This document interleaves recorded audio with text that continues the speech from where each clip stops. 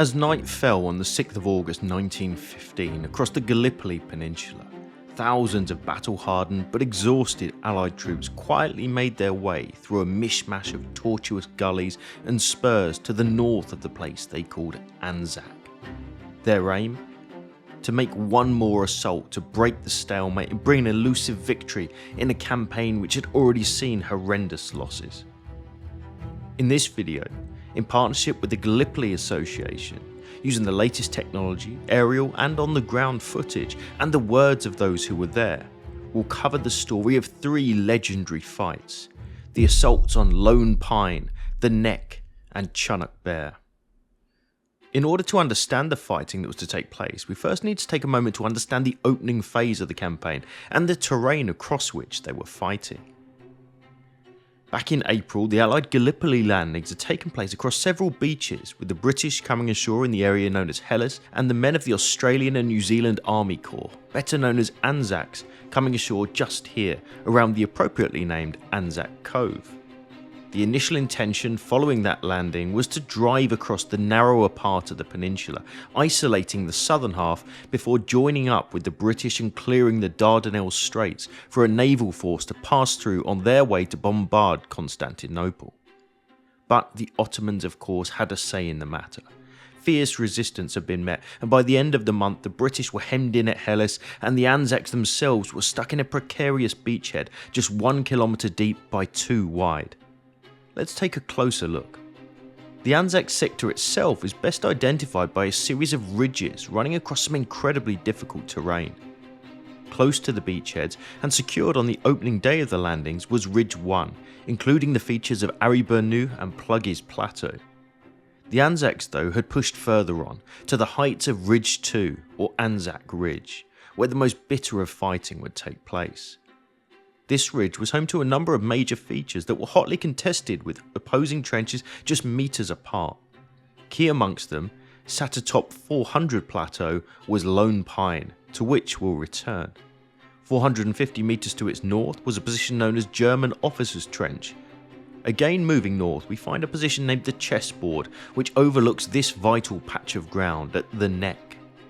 From here, Second Ridge continues northwards to a feature known as Baby 700, whilst the Anzac line turned westwards back to the coast around Fisherman's Hut. About 1 kilometre further inland from Second Ridge was Third, or Gun Ridge, running along these heights. The key focus for us, though, lies to the northern end of Third Ridge, with the key Sari Bair feature. It too had several prominent points. To the southern end lay Chunuk Bair, a double-lobed peak that would see fierce fighting in the battle to come. In the centre of the Sari Bair ridge was found Hill Q, and to its north, marking the end of our battlefield, was Hill 971. Throughout May, June and July, attack followed counter-attack as both sides struggled in the ever-increasing heat to gain the upper hand, the result being at best local successes at the loss of thousands of lives. By July 1915, this entire landscape was scattered with the rotting fallen on both sides, amidst which their mates struggled for survival. One New Zealand officer, Percy Fenwick, described the scene in the aftermath of an Ottoman assault. The Turkish dead lay so thick that it was almost impossible to pass without treading on their bodies. The stench was awful. The Turkish doctor gave me some pieces of wool on which he poured some scent and asked me to put them into my nostrils. I was glad to do so. The awful destructive power of high explosives was very evident. Huge holes, surrounded with circles of corpses blown to pieces, were scattered about an area which we walked. Everywhere lay the dead, swollen, black and hideous, and all over a nauseating stench that made one feel desperately sick. The summer months at Gallipoli were to bring little respite from the campaign's horrors. The vital beaches were narrow, cramped and continually swept by shell fire. The oppressive heat during the day wearied the men and sapped their energy. Water was scarce and rations were poor. Worst of all were the flies. Great swarms covered the battlefield and bred off corpses and excrement. When eating, it became impossible to consume anything without a mouthful of flies. Not surprisingly, dysentery became rife and casualties from illness grew to an extent that more soldiers were being evacuated sick than those with wounds from enemy action. Many of those that remained were weakened by disease, and those men who landed in April were shadows of their former selves. Men found it hard to stagger, let alone walk or run, and any new drafts would fall ill within days. As August approached, it was these weary troops who were needed to launch a major assault once again. After the bloody fighting at Helles during June and July, General Hamilton, commanding the overall campaign, decided to refocus his efforts right here on Anzac. A plan outlined back in May by General Birdwood was adopted. It was both bold and daring. Under the cover of darkness, troops would break out of a lightly held perimeter to the north of Anzac, followed by a left hook to the east to catch the heights of Sari Bair Ridge. After these heights had been secured, there would be a follow-on advance to push the Ottomans off 2nd Ridge and ultimately capture 3rd Ridge. All of these locations had been briefly held by the Anzacs following their landings in April, but subsequently lost during the first few days of fighting. In support of this operation, the British would make a new landing right here at Suvla Bay, where a fresh army corps would be put ashore. Only after Sari Bair and Suvla had been secured would the Allies advance across the peninsula to secure the Dardanelles. Let's hear what Major Cecil Allenson, 6th Gurkhas, thought when he received his orders the night before the attack. When the method of attack was disclosed to me confidentially that afternoon, I gasped. It has to be remembered that Anzac is completely invested by the enemy, that no one has been able to reconnoitre the ground outside, and no one can absolutely guarantee the map. There are no villages and no inhabitants to help one, and the whole country seemed to be stiff, with very sharp rocky cliffs covered with thick scrub. The more the plan was detailed as the time got nearer, the less I liked it. The one hope I had was that the scheme was so bold it might be successful. The weakness of this plan was its complexity and reliance on the completion of each step in turn for success. Any delay or failure posed a major threat, as the whole idea relied upon a rapid advance and use of initiative, something that had been lacking so often in the campaign so far. The offensive began during the morning of the 6th of August 1915, with several diversionary actions designed to draw Ottoman attention and reserves to the south. Locally, the first of these would take place here, against the area known to the Ottomans as Bloody Ridge, but to the Australian attackers as Lone Pine. Lone Pine, today marked by a military cemetery, was a formidable fortification, positioned opposite the Australian salient known as the Pimple. Here, less than 100 metres of open, exposed ground separated the lines. The enemy trenches, protected by barbed wire, were built up by a mix of sandbags and mud bricks, and in places were roofed over with heavy pine logs and earth. Defending Lone Pine was Major Tevfik Bey's battle-hardened Ottoman 47th Regiment. The attack began at 4:30 PM with an hour's heavy bombardment slamming into the enemy line along the 200-metre assault frontage. At 5:30 AM, guns lifted, and moments later whistles blew as the leading infantry of the 1st Australian Brigade scaled their trench ladders to charge across no man's land. At the same time, others emerged from pre-dug shallow tunnels just metres from the Ottoman front line. One Australian recalled that moment. "I can tell you we got a warm fire for a while. The moment we left our trench, they opened fire on us with machine guns, rifles and shrapnel from their big guns. Our boys were cut down like grass, but that didn't stop us. We charged straight on till we got into the first line of trenches. We very soon took possession of that, killing every Turk that was in it. We either shot, bayoneted or knocked them on the heads with the butts of our rifles, whichever suited the purpose best. We scored a great victory, capturing every trench they had, and very few of their men got away."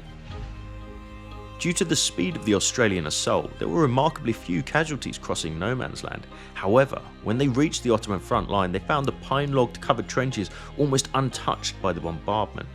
Men, frustrated, sought any possible entrance to the enemy system, including from the rear trench positions.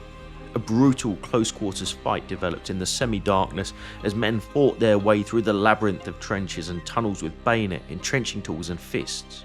Incredibly, within 20 minutes, Lone Pine had fallen. Part of that Australian success must be ascribed to the lack of resistance from the defenders, who had been thinned out in their frontline trenches during the bombardment, leaving only a few sentries. By the time Major Tevfik Bey realised that they were under attack, it was already too late. Despite being caught off guard, the Ottomans vigorously counterattacked in attempts to eject the occupiers.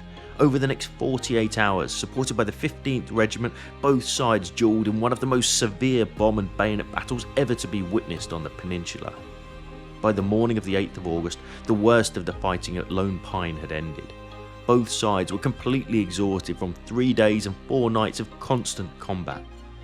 General Birdwood later wrote, "God forbid that I should ever see again such a sight as that which met my eyes when I went up there.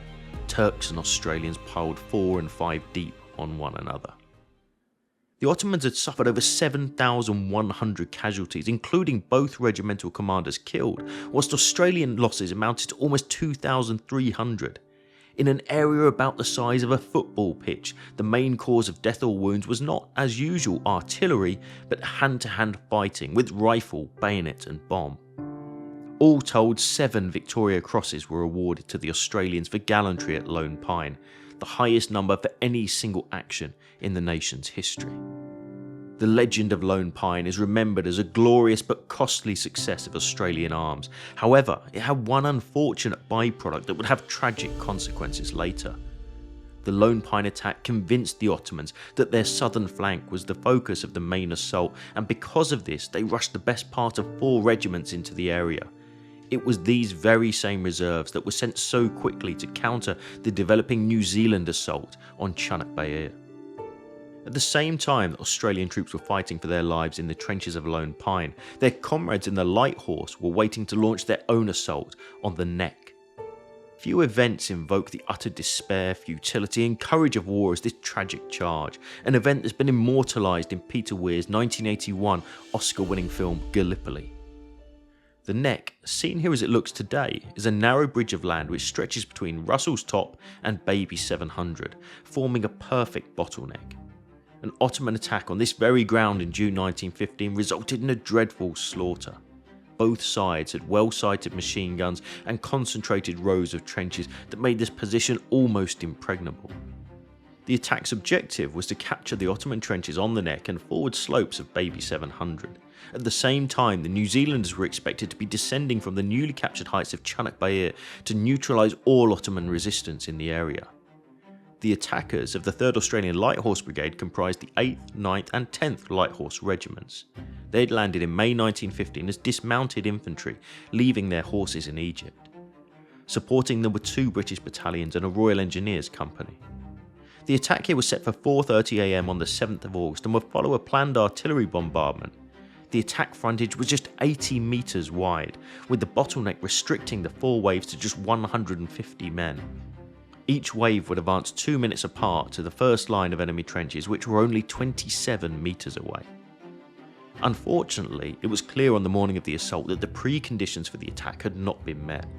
The New Zealanders were behind schedule at dawn, and so Chunuk Bair had not been captured.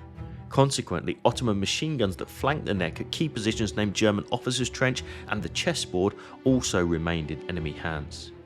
Despite this, Anzac command ordered that the attack was to proceed, though this time the light horsemen would support the New Zealanders' assault rather than the other way around. In addition, the planned artillery bombardment, far weaker than expected, appeared to end 7 minutes early at 4:23 AM, having done next to no damage. Unsure why, one Australian officer thought it might be a pause to lure the enemy back into the trenches before giving them one final burst. The reason, it later transpired, was a mistake in synchronising of watches between artillery and the officers of the Light Horse. The effect was the Ottomans having ample time to man their defences and knowing an assault was coming. In addition, the neighbouring assaults by other Light Horse regiments on Turkish Quins and the Chessboard had already failed by the time those at the Nek must have realised their timing mistake. Thus, when the first wave of 150 men went over the top, the Ottomans were not only fully prepared to receive the assault, but they were also virtually unmolested in their defence.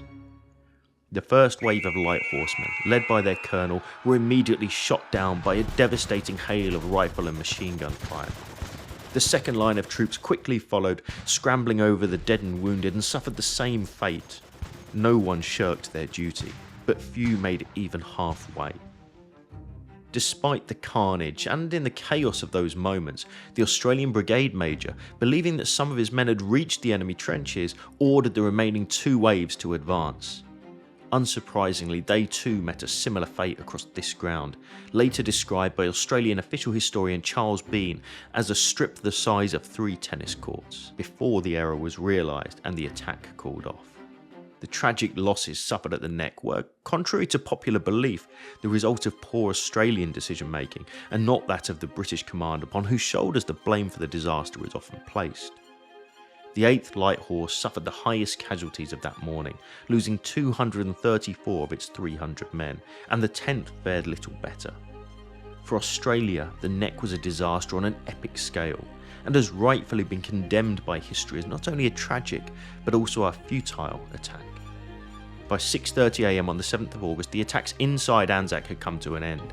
They had all been in vain and provided no assistance to the New Zealanders, who at that very moment began their own attack on Chunuk Bair. Throughout the previous 6 hours, columns of already exhausted men had advanced into the lightly defended but tortuous scrub-covered mountainous terrain to the north of Anzac. For the Australians and Indians, their objectives were Hill 971 and Hill Q, whilst the New Zealanders were to tackle the heights of Chunuk Bair. Unsurprisingly, the left column, that of the Australians and Indians, under the command of Brigadier General Cox and a certain Brigadier General John Monash, soon found themselves in difficulty. Disorientated during the night movement, they'd become hopelessly lost. Meanwhile, the right column, under the command of Brigadier General Johnson, pressed on as planned up Rhododendron Spur. Although this was a slightly easier route, Johnson was also behind schedule. That said, there was still a chance that with quick and decisive action, the New Zealanders could storm up the slopes to capture Chunuk Bair at dawn. As the sun rose, his force was about 500 metres short of the summit. Unsure of enemy opposition, he ordered a halt to allow his men to have breakfast and to wait for a missing battalion to catch up. It would be a costly mistake. At that precise moment, the Australian Light Horse were attacking the Nek, believing that the New Zealanders would be pressing on from their newly captured positions in their support. Also in the light of the morning, the Ottomans had spotted the New Zealanders' movement below and begun reinforcing the hill. Upon hearing that the New Zealanders had stopped, a horrified General Godley ordered Johnson to attack at once. The Auckland Battalion was hurriedly sent forward to storm Chunuk Bair, supported by Gurkhas, but in the daylight they were repulsed with heavy casualties. The Canterbury Battalion were also thrown into the melee, with similar results. Johnson then ordered the Wellington Battalion to attack, but their commanding officer, the stalwart Lieutenant Colonel Malone, flatly refused, saying he would not send them over to commit suicide.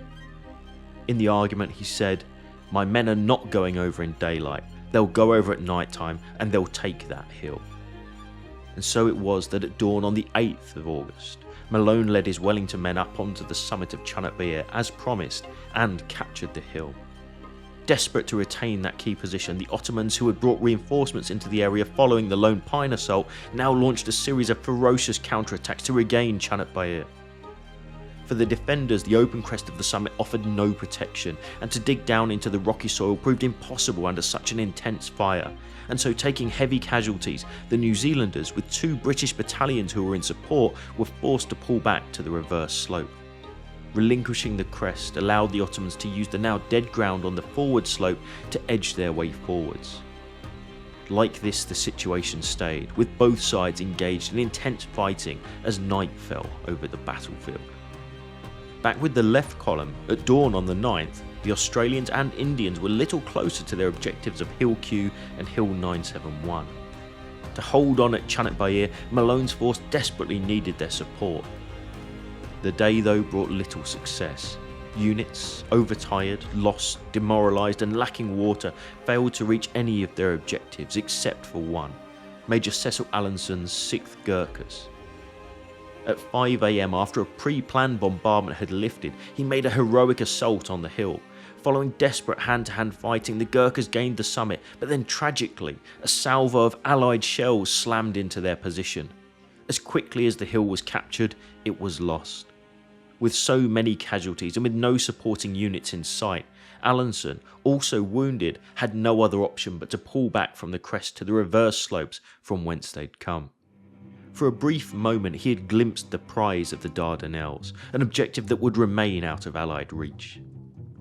By nightfall, just a few hundred yards away on Chunuk Bair, the New Zealanders were finally relieved, but not before the loss of Malone, yet another casualty of friendly fire. The New Zealanders too had suffered heavily. The Wellingtons alone lost 711 out of 760 men. Desperate to regain the position, just after dawn on the 10th of August, unsupported by artillery, Mustafa Kemal, none other than the future leader of the Turkish Republic, personally led a massive assault consisting of multiple waves of troops over the summit of Chunuk Bair. Surprised by the ferocity of the attack, the recently arrived 6th Loyal North Lancashire Regiment and the 5th Wiltshires were overrun in minutes. Few who stood their ground survived the avalanche of the Ottoman attack. Chunuk Bair was lost and destined to remain in Ottoman hands. It was only through the steadfastness of New Zealand machine gun positions lower down the slopes and support from the artillery and Royal Navy that prevented a complete rout. Never again during the campaign would British or Anzac troops stand upon Sari Bair. When all was said and done, the Allies had failed to achieve their August offensive objectives, to break out of their beachheads and seize the Gallipoli Peninsula. General Hamilton had played his last card and lost. The offensive had gained large expanses of territory, but without the heights, the gains gave minimal tactical advantage to the Allies. Whilst his force was weakening by the day, the Ottomans continued to become stronger, and for the exhausted Allied troops on Gallipoli, victory looked further away than ever. Today the battlefield is scattered with numerous memorials and cemeteries from both sides. But it's this New Zealand memorial on top of the heights of Chunuk Bair, where some of the most bitter fighting took place, that marks the forlorn hope of this offensive. From the uttermost ends of the earth they came, and many, a century on, lie here still. We hope you enjoyed this video. It's one we're proud to produce in partnership with the Gallipoli Association, an education-focused organisation formed by veterans of the campaign in 1969 with the aim to raise awareness, promote study and preserve the memory of those men on all sides who fought and in many cases fell in those tragic months in the First World War. By becoming a member, you'll have the opportunity of meeting like-minded people to learn, share and exchange information and knowledge of the Gallipoli campaign in a friendly and welcoming atmosphere. From reading regular journals, attending events to battlefield tours where you can follow in the footsteps of the veterans, it remains a thriving association for all. Be sure to check it out today via the link in the description. That's all this time. We'll see you again soon.